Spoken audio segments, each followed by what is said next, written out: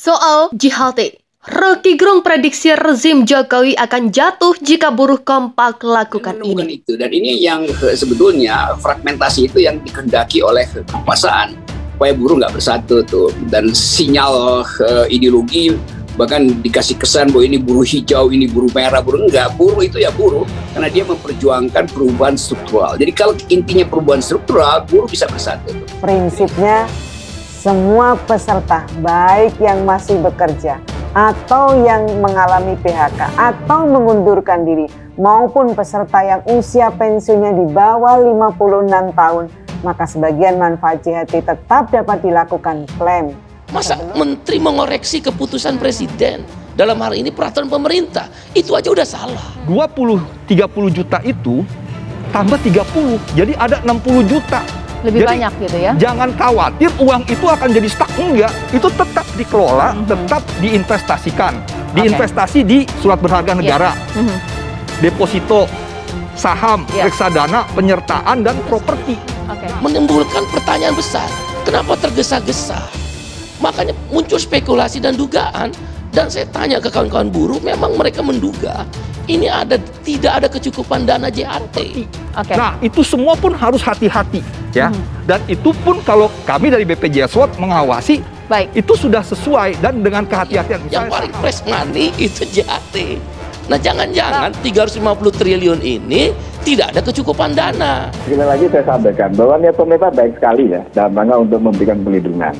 Terlepas kemudian sudah ada produk permen ini, saya kira suatu hal yang bisa kita review, kita dialogkan dulu. Yang penting adalah dialog dulu. Yang sesuai adalah PP 46 karena sudah tertulis dengan jelas di dalam Undang-Undang Nomor 40 Tahun 2004. Maka harapan kita waktu itu adalah bagaimana mengembalikan Undang-Undang Permenaker ini menjadi peraturan pelaksana dari Undang-Undang Nomor 40 Tahun 2004. Isu itu begitu luas, begitu liar di sana. Sedangkan niat baik itu belum diterima oleh masyarakat. Untuk itu saya kira marilah kita dialog dengan baik, dengan kepala sejuk, kepala dingin. Kita juga paham masyarakat yang ter-PHK. Yang penting adalah kemungkinan ada di review sangat mungkin kita berikan.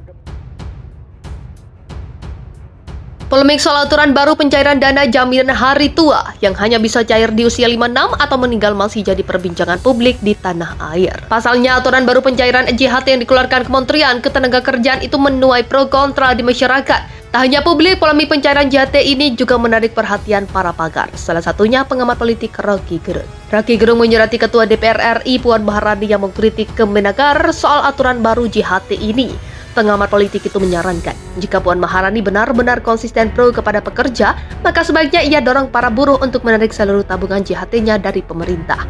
Nantinya, kata Rocky, buruh membuat partai besar untuk mempercepat pemilu dan menyingkirkan para elit politik yang mereka anggap tidak layak ada di kursi pemerintahan.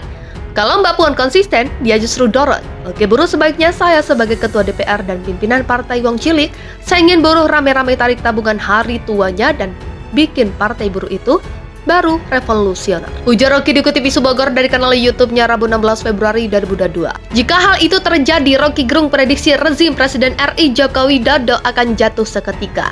Sebab kata Rocky, dana yang para buruh simpan di JHT memiliki jumlah yang sangat besar, yakni mencapai 500 triliun rupiah. Jika dana tersebut diambil secara serentak, pengamat politik itu yakin Jokowi akan jatuh seketika. Kalau buruh misalnya tarik rame-rame dananya itu, Jokowi langsung jatuh karena 500 triliun. Ambil saja separuhnya itu.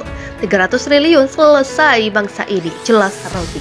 Aliansi Buruh di Yogyakarta tegas menolak peraturan Menteri Ketenagakerjaan Permenaker Nomor 2 Tahun 2022 tentang tata cara dan persyaratan pembayaran manfaat jaminan hari tua yang menyebutkan dana JHT baru bisa dicairkan ketika peserta sudah berusia 56 tahun. Ketua Konfederasi Serikat Pekerja Seluruh Indonesia Daerah Istimewa Yogyakarta, Irsyad Adi Irawan, bahkan mengatakan bahwa anggota konfederasi akan menarik semua JHT mereka jika pemerintah tetap ngotot untuk memberlakukan Permenaker tersebut sebelum aturan itu disahkan. Karena JHT itu seperti tabungan para pekerja, sehingga menurut dia buruh juga punya hak untuk mengambil tabungan itu kapan saja. Jika seluruh pekerja di Indonesia melakukan pencairan JHT secara serentak, maka ada kemungkinan hal itu akan mengganggu stabilitas perekonomian nasional. Ada harga mahal yang harus dibayar pemerintah kalau memaksakan aturan ini tetap disahkan. Begitulah lanjutnya. Langkah itu menurutnya akan diambil jika nantinya langkah-langkah sebelumnya seperti audiensi dengan Dinas Ketenagakerjaan DIY menemui jalan buntu. Selain itu, KSPSI DIY juga sedang berkoordinasi dengan pengurus pusat maupun serikat pekerja lain untuk menyiapkan aksi demonstrasi secara serentak. Meskipun aturan itu memungkinkan peserta mendaring JHT-nya sebelum peserta berusia 56 tahun, namun ada syarat rumit yang harus dipenuhi peserta. Salah satunya sudah jadi peserta JHT minimal 10 tahun.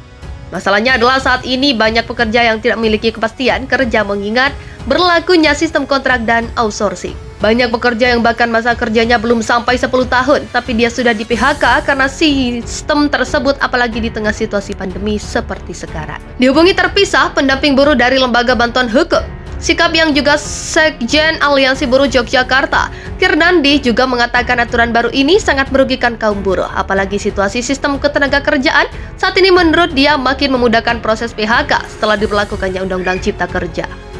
Kondisi ini sangat memungkinkan para buruh terkena PHK jauh sebelum usianya 56 tahun. Dia mengatakan bahwa pemerintah harus berpikir ulang jika ingin mengesahkan aturan ini. Sebab dia menilai jika pemerintah bersikukuh untuk memperlakukan Permenaker ini akan menjadi sebuah pertaruhan yang sangat besar bagi menteri maupun presiden.